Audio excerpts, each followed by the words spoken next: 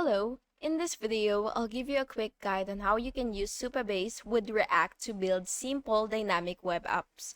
So first, you will start by creating a new project at supabase.com if you haven't already.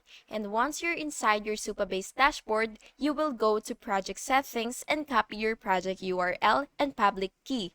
Now, you will have to switch over to your React app, and inside your app folder, you will set up a space to store your Supabase settings. Most people use a config file or environment file. Then you will paste your Supabase URL and key there. In your main React components, you will use Supabase functions to fetch or send data to your database.